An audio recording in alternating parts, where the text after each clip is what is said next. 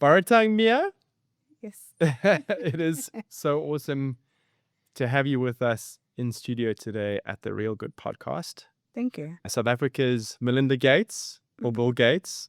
I have read and done so much research, and you are an absolute inspiration. Thank you. Some of the work that you're doing in building young women up in the technology space is nothing short of remarkable, and your story needs to be heard. So we're excited to have you on the podcast today. Thank Why don't you start by telling the audience a little bit about you? So as you said, Baratang Miya, I was born in Klerksdorp, raised there. Klerksdorp is like 200 kilometers away from Johannesburg in South Africa. And I guess I was born at the hardcore time of apartheid. So I spent my teenagehood and my adulthood life.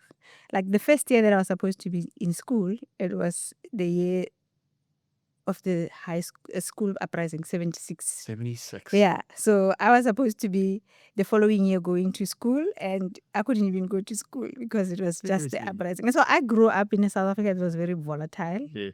and very unique. Yes. I call it unique. But I guess it made me a very strong person. It gave me the character of resilience and know when to say no and when to stand up for myself.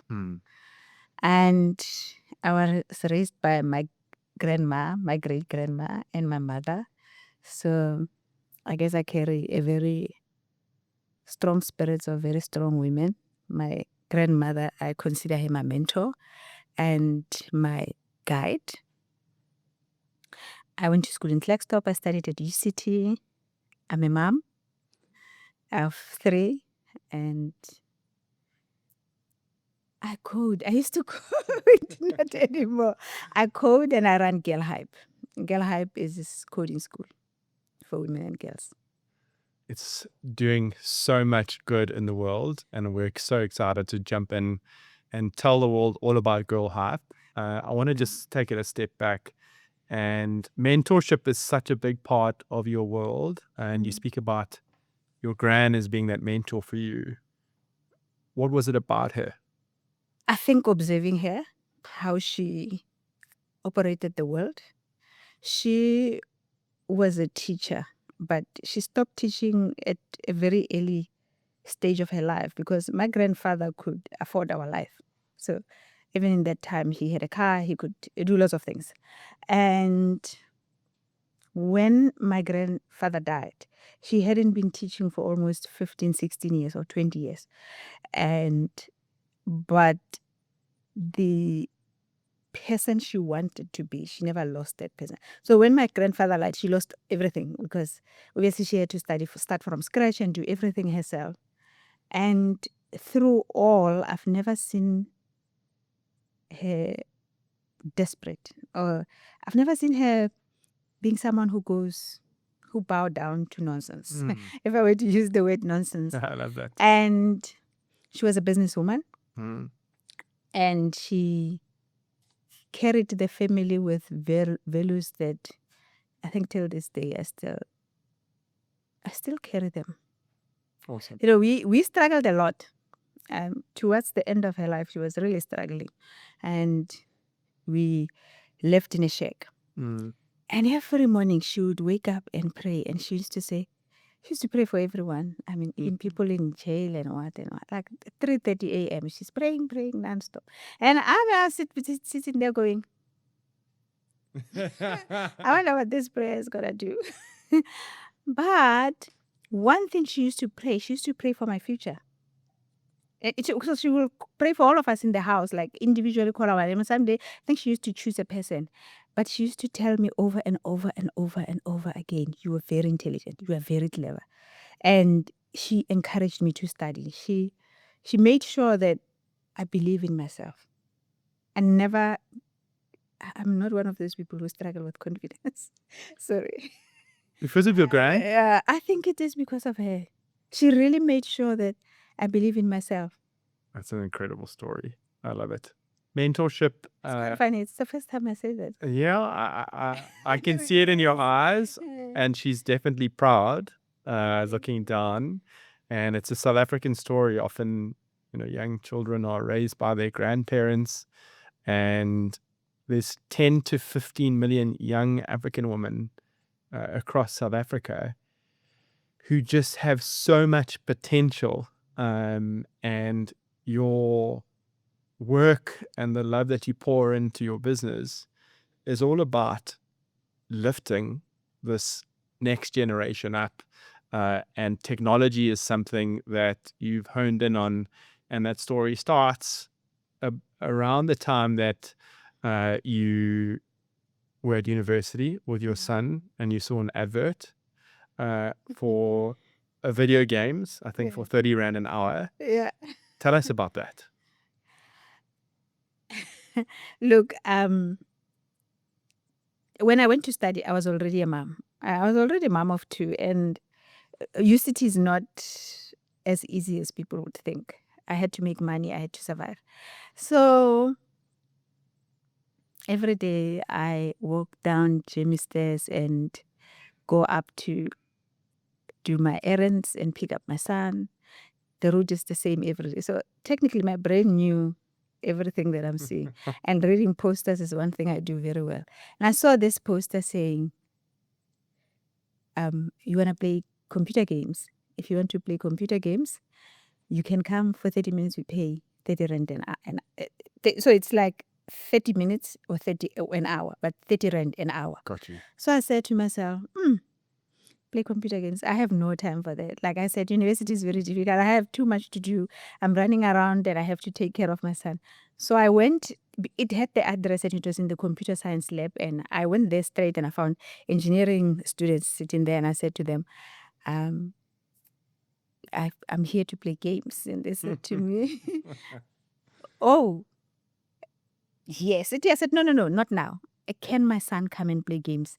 And I could see the guys getting a bit hesitant of my son. And I said, no, he's very intelligent. He is smart. And he played computer games all the time. So I said, he's very, very smart. He can play these games that you say. He said, this is for research.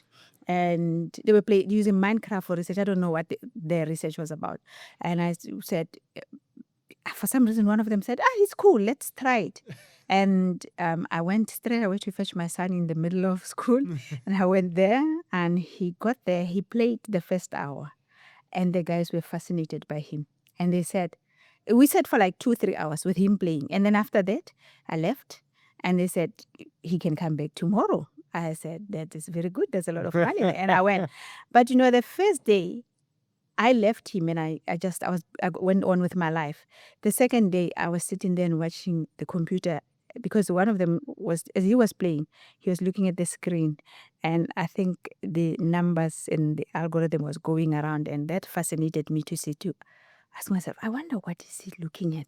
Because he kept on calling others and said, this is happening, this is happening. The graphs were going, and I was like, wow, that's fascinating. So I asked him, what's that? And he said, oh, it's just a code. I said, oh.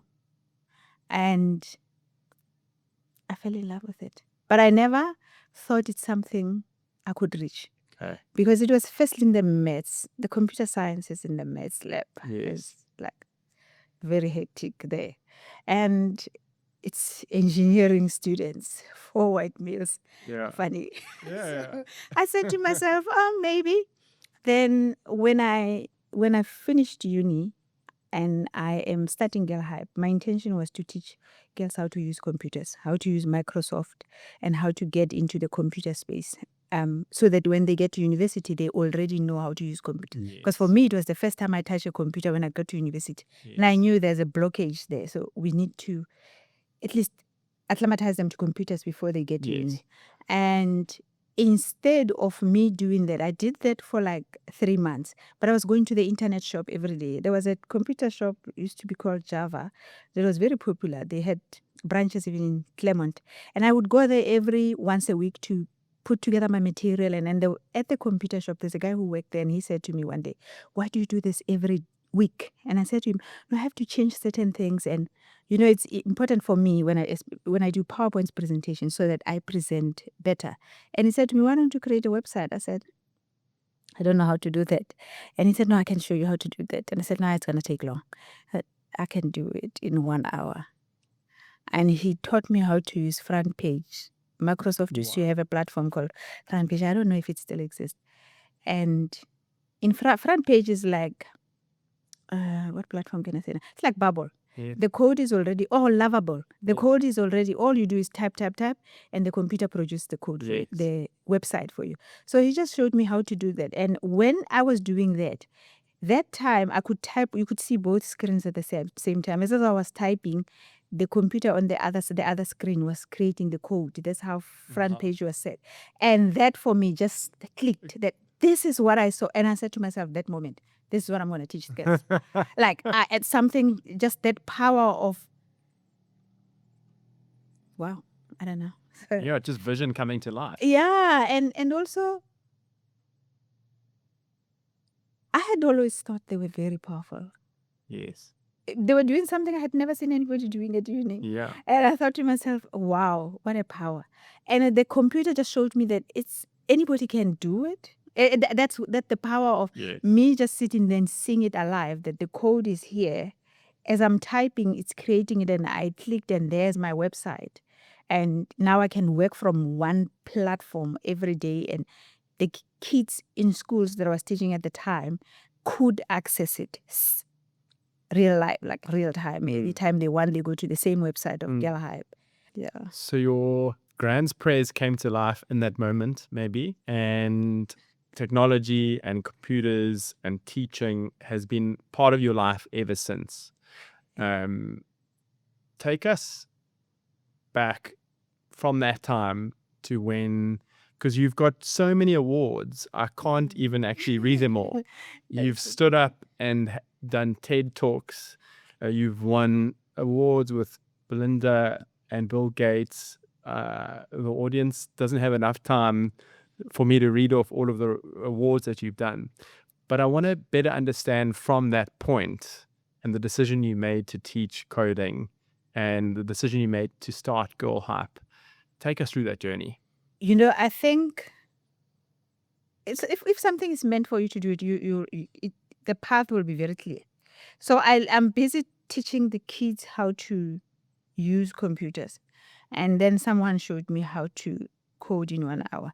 What they didn't teach me, or they didn't tell me, is that it's very complicated. It's not as easy as it seems. So at that same time, the British Council was running a project teaching high school kids. This is 2003. Yeah. So the British Council is running a project maybe 2 years later, 2005. They're running a project on teaching high schools about global warming, carbon emissions. So they want to simplify science. They take all the scientific concepts to high school, and they're looking for artists to do that.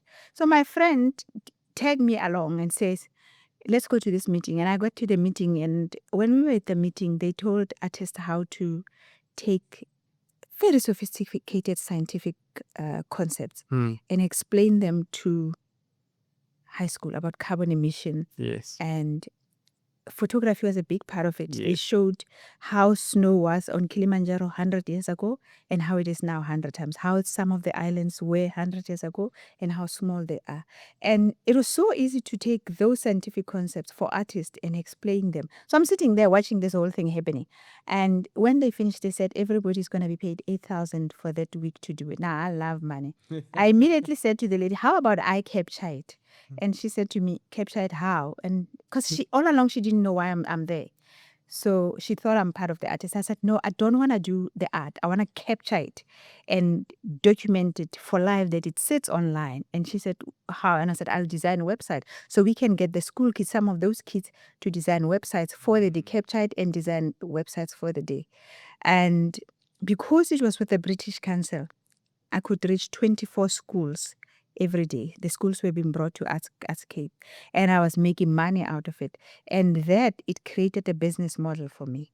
Like, it was just a foundation of something. Got you. And within 1 week of doing the project, I learned my weaknesses. So I couldn't troubleshoot. I couldn't, like, if there's a problem, I'm stuck, I have to call someone. And those days, phones were not as easy. So I kept on asking. One of the guys at the Ascape had told me he knows how to code. How do I do this? How do I do this? But then I realized that there's a bit of a challenge. So I went home and I told my husband, now he's my ex-husband, I said to him, look, there's a problem. I don't know how to do this thing. And I told the people I know how to do it. Because first day I was freaking out. And he said to me, wait, I'll ask some of the guys at work to come and help you. So he went and took he went to his IT department, talked to his friends, and they said, oh, don't worry, we'll teach her. What is she using? And he said, she's using front page. That's not coding, but it's better. Let her learn it and we'll teach her. And so they came to my house every weekend and taught me HTML, CSS, and JavaScript. And they were switching every one of them. This week would be this one, that week would be the other one. And they would spend the whole day with me. And in that whole week, I had learned HTML, CSS, and JavaScript, but I wasn't a pro. I mean, it takes a long time to learn this. Yes. But I knew enough to troubleshoot for front page. Yes. And all that happened within a space of like 6 months. I was very good with what I was doing. And then I started approaching universities and I said, there's this thing that you are teaching at universities. And I know it. And it's called software. The coding word is very failing you. Yes. It was called software engineering. I said, you teach kids software engineering. And I've learned it. And if I can learn it, I think the high schools that I'm teaching, it's very easy. Can you share the curriculum with us? The university said, no, we're not going to do that. I said, okay, give me the space and the students to teach. And then we got this high university students to be mentors of the GirlHype students. Right. And they would teach. And I had learned how those people were teaching me. So I wrote every questions I had. And I said, make sure you answer all these questions when you design the curriculum. So university students started designing the curriculum and they will teach. And there was only UCT and Stellenbosch. Right. Then, slow. I'm going to cut it short. Then, we want all of it, so don't cut it short. 6 months later, I take the CPUT students. That's like now 2006. Yeah. I take the CPUT students. When I got to CPUT, there was a guy called Sakumzi. He was the leader of the ring. Like when we were recruiting, he's the one who recruited the students, and I was working with the Cape Chamber on the project. It was sort of like what we call hackathons now, a competition run by Siemens where students had to design websites working with communities, and I just tangled myself in there and said, the same students who are competing, can they teach? And Sakumzi looked at the curriculum I gave him, and I could see him thinking, and I said to him, what are you thinking? And he said, this is not code. You're not teaching them how to code. Now, I'm not a computer science student. I didn't know what he's saying. I said, whatever you think you can fix there, go fix it. You know what he does? He takes the first year curriculum of CPUT, of HTML, CSS, and JavaScript, and he teaches it to 10-year-olds, 10 to 24-year-olds, because our classes just go across. He teaches them this curriculum that they learn it in a week. He says, if we learn it in a week, I'm going to do it in 2 weeks. And he teaches them for this in 2 weeks, and the kids master it. I still have a copy of it. And in those classes, I'm sitting also listening now, and I said to myself, now I have to learn these things properly. Yes. And I think he's the one who really taught me how to code better. And every night, I would sit at home and repeat everything he did in class and create questions, because in my brain, I'll have, but why is this not happening? Yes. And all those questions came from the mathematical side of it, where I would say, why did he say 1 is a constant? So this is constant. You don't have to change it. Now, my brain doesn't function like that. I'll be like, why are you not changing it? And then I will get there and he say, you do understand how the physics works? Like, because they had to create calculators. Yes. And you say, when you create a calculator, this is what happened. The first calculator was like, and I was like, oh, so there's maths into it. Yes. And then I'll say to him, why don't you write a curriculum for the maths of coding so that these kids understand it? And I guess 2003, 4, 5, 6 was very I was just floating and going with the flow, whatever came my way. And as long as it was paying me, I was doing it. Yes. And trust me, it was very successful. What was it? No, I think GirlHype, it will never be as successful as it was then. Okay. And what's the reason? I was not scared. Okay. I didn't care who's thinking what. I didn't know what I'm getting myself into. I didn't know what is tech. I didn't know who's behind the computer and what they're doing. I was just obsessed with the coding and what I'm teaching the girls and the outcome and the excitement and everything in our own world. Yes. We lived in a bubble. Yes. And I guess the tech world was very unique and different from what it is now. The mentors then were professors from universities, and they were willing to share. They were willing to open the doors for me. Whilst now it's a very competitive world. I think, and I was the only one walking around saying we need women and girls, and people are like, okay, she doesn't know what she's doing. So they were more. I wasn't a threat. It was like, okay, you want this? Then let's just give it to you. Yes. And it worked so well because I didn't know what I was doing. Yeah. I love that. Sometimes ignorance Yeah. just helps. I think now I think and I plan. It's not how my brain functions. My brain is very creative. I'm structured, but it operates in creativity and chaos. So that The best peoples do. So no, I thrive in such, but once something is structured and it's functioning, it doesn't give me the excitement to, maybe I don't know. But what I'm saying is, it doesn't give me the edge of Got you. getting it waking up every day. I liked it when it was like that because it was just what it was. Got you. So it's been a couple decades. Yeah, it is. Of building this company. You have looked back and achieved so much. How many students have you put through GirlHype? I'm terrible with statistics, but somebody did a matrix of how many girls would we have reached as GirlHype, and they went beyond millions. Seriously? Yeah. So in the beginning, I used to keep every record and all that and everything. Like, I was so obsessed with it. I mean, I wasn't just doing it out of nothing. I'm a university graduate. So I've studied. I have a little bit I know what is statistics, what you need to do, all that. But it's not my strength.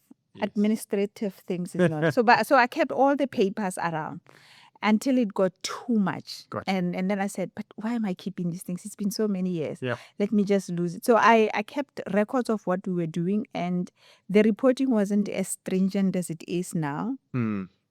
Also, which was something that came up years later, one of the girls who was with GirlHype got very successful. And I asked her to tell her story. And I pushed her to tell her story. 2 years later, she came back to me and she said, I was never ready to talk about those things. And you used me to tell those things. Yes. And the kind of the girls we work with and with the history of South Africa, there's so much that people are not ready to talk about. Yeah. Especially about themselves. Yeah. And it's good to say, oh yeah, I lived in a shack and whatever. I can say it. I don't give a damn. Yeah. But it's not everyone who wants to say that, especially when they are successful. Yeah. They don't want people digging in their lives. Yeah. And after that, I said to myself, maybe I was doing it wrong because I was focusing on, oh, this is exciting. This is storytelling. Yeah, for sure. And then underneath the hood, there's all the realness that happens that actually makes us human beings. Yeah, and it's kept alive. The internet keeps everything.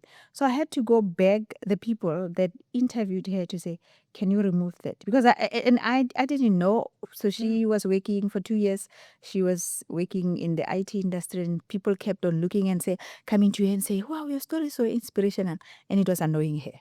Okay. And it wasn't something she wanted to talk about. Gotcha. So she came back to me and she said, so when she said you used me, I took it literal. Got you. So I make money out of empowering people. Yeah. and I need to be careful. Yes. That I don't overstep. I don't overstep their stories. So when they're ready, they'll tell their stories. Yes. So we've reached more than 1 million girls. It's a tremendous amount, and I'm interested to understand what the future looks like for GirlHype as well. What are your aspirations for the next 5 or 10 years? And what drives you in terms of your future? The future, I think nothing has changed for women. The statistics have changed. Many women are studying, many girls are now beginning to go to school, do maths, understand that I have to study and women needs education and they understand that concept. But the culture hasn't changed. So I nearly said the tech culture. No, the tech culture has changed. You know, the tech industry it went through phases. When I joined it, it was male and they didn't give a damn. And they were willing to mentor and they knew there isn't women in the tech. Yep. And then it became a phase where it was beginning to be startups and tech and Silicon Valley. And if the shift happened somewhere there and it became very male dominated and the culture became very male now. It wasn't it wasn't welcoming even for women. And that's the story that we started pushing. But the tech culture now is different. The men in the tech space, especially because tech is lighter. It's not as heavy as like sitting in the dark room and coding there in the dark. Tech is too broad and everybody's now welcome. Yes. So now, and most of the people in the tech space are more welcome and men are getting used to women being leaders. And so it's not that hardcore. What hasn't changed is the culture, the societal culture. Okay.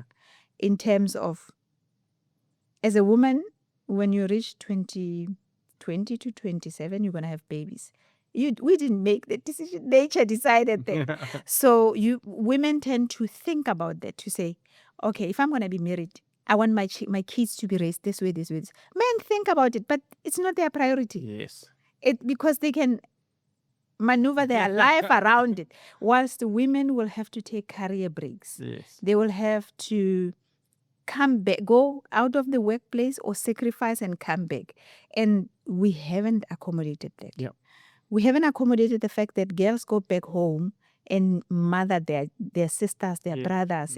We haven't accommodated that. We haven't thought about the woman's voice in the boardroom. Yes. The boardroom is still very, and not by men's choice, but by the culture of it. If you're not like arrogant and if somebody says, oh, we want confident people.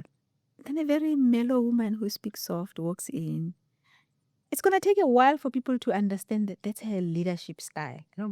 We're going to want her to be like breaking doors and, doing what confident people do, because confidence is defined a certain way. So when that culture is accommodating the feminine culture, then things will be different. Because, even some men are feminine and they're suffering for it. How do you change culture? Education. Okay. Some corporates are doing the big tech industry being controlled by Silicon Valley has done a lot in changing culture. Okay. But it's the same industry that lives in Silicon Valley, and Silicon Valley does not appreciate diversity, inclusion, and equity at the moment as the priority of being funded. So there should be some investment. It's not something I'm going to do by myself. Yeah. I can sit here with you and say, hey, as of tomorrow, when we walk down around South Africa, you're not going to see black people. Yeah. Unless you were raised in Lesotho. Because people in Lesotho tell me that. They say, we don't see color. And I'm like, oh, okay, you're not in South Africa. We see it. So it's that. So tech being driven from Silicon Valley. And Silicon Valley was the biggest funder of diversity, equity, and inclusion programs. They've taken that funding away.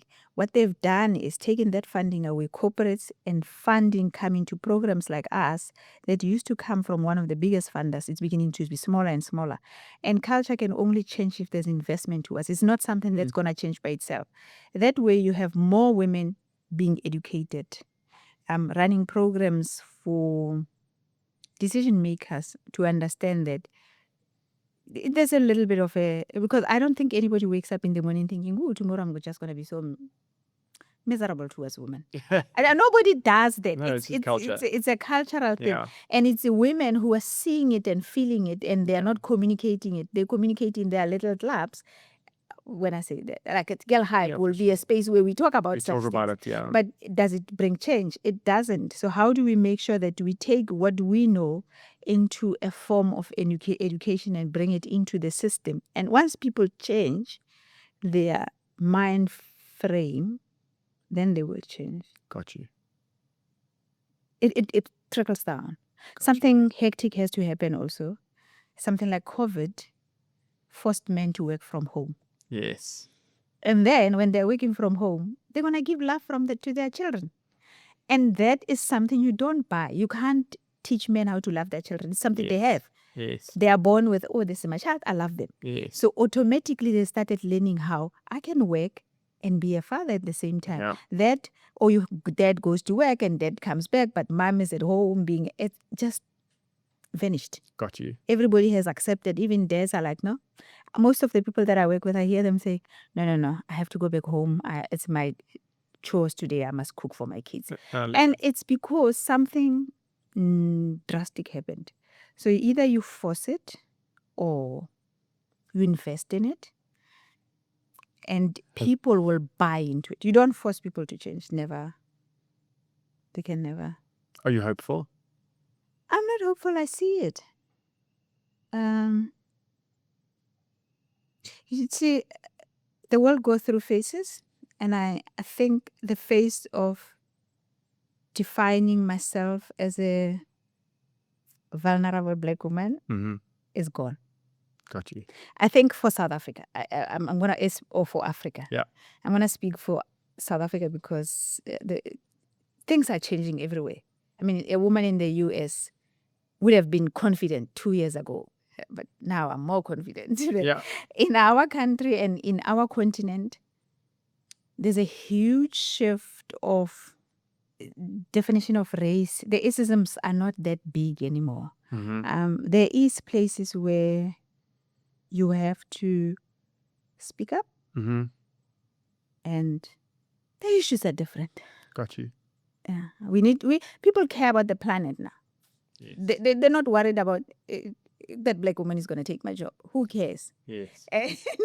Yeah, take it. We need more Black women in our space. We need to save the planet. So it's like, and there is abundance. Yeah, when there was little, we worried. So if I went into a tech space and there's 5 people that are needed. Now you go into a tech company starts today. In 6 months' time, they need 300 people. Yes. So because the abundance is so much, it's not competition anymore, and people are getting lesser and lesser. But I truly believe we have to change the culture of the society. Yes. And then that will shift a little, because that culture of the society is now filtering in spaces that we don't want, which is AI and everything. Yes. And that is not something we can change. Once it's there, it's there. It's there. And we are at the early phase of building tech. Yes. So when we are still defining what tech is, let's nip it down. Yeah, for sure. Because people who are worried about AI, they're worried about nothing. Yeah. But then there are people who are worried about the real AI, like your Mark Zuckerberg. They're the ones who should be worried, because they're doing a big research, they're driving big data. But me, what the user, I'm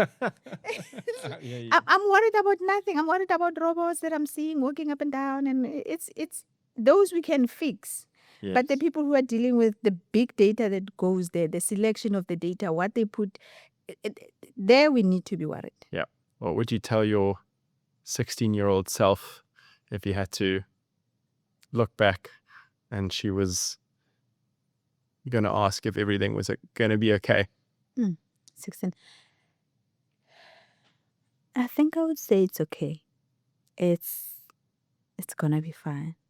What you are thinking and what you believe to be, don't give a damn about what people think. You know what? I was so caught up. I was, I think, a teenager. Being different, I think I would have said, being different is your strength. Got you. Don't want to be what they think and how they, the way you are and how different you are. It's your power, your strength, your everything. And don't silence it because someone out there feels like it's not right. I love it. Incredible. That's a story for every young girl and guy across South Africa. of any race, gender, or otherwise. And you have been an inspiration and continue to be an inspiration all the time. The GirlHype story is going to go on for decades longer, whether you're coding or not coding. It has been an absolute privilege having you on our show. I'm excited about your future, and I'm hopeful that that big companies and small companies and everyone continues to invest in people like you, because you are such an inspiration. Thank you for being on our show. Thank you very much. And thanks for having me.